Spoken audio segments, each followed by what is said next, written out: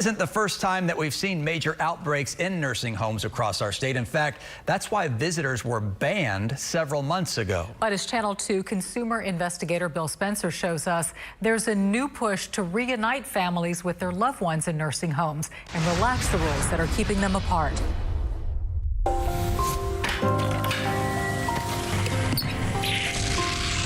On a blistering hot day in Katy, Kathy Harper carefully waters the flowers in her home garden.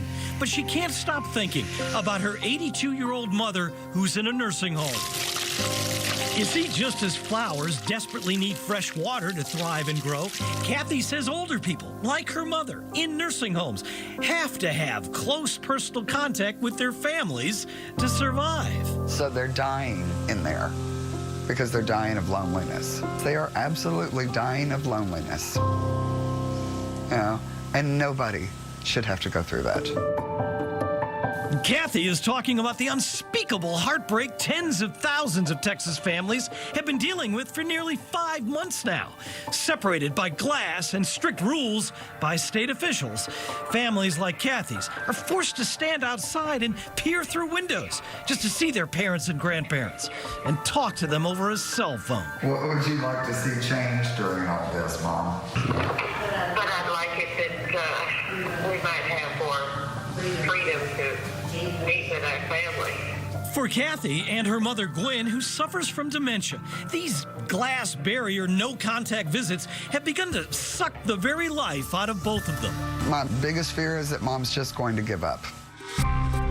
Now, through a rapidly growing Facebook group called Texas Caregivers for Compromise, Kathy and 10,000 other people have signed a petition pushing for change in the rules governing the way families visit their loved ones at nursing homes. Instead of allowing zero contact, allow one family member per nursing home resident to visit their loved one in person, provided that they take the same precautions caregivers at the facility follow.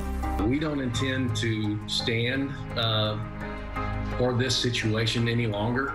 Both a state representative and a minister, Scott Sanford of McKinney, has written a letter to Health and Human Services, backed by 54 other state legislators, asking for the very same changes, because he says heartbreak is killing these elderly residents. We need a remedy soon because we're losing some of our very precious people.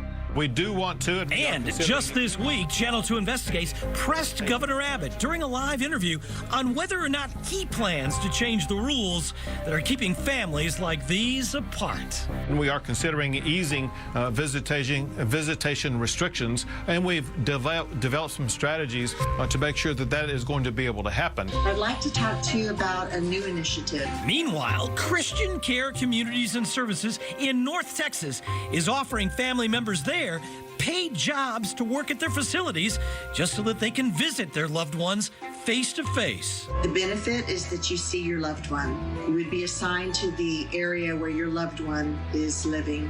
And we would also ask you to care and give service to other residents who are in that same area.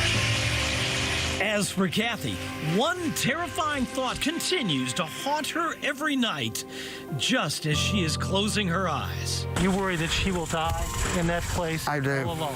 I do. And nobody should die alone. We did speak with one woman, this woman, Brittany Evans, who took a job at Hillsdale Medical Lodge near Waco, Texas, just so she could spend some quality time with her mom. If this is something you'd like to explore, call the nursing home where your loved one is living.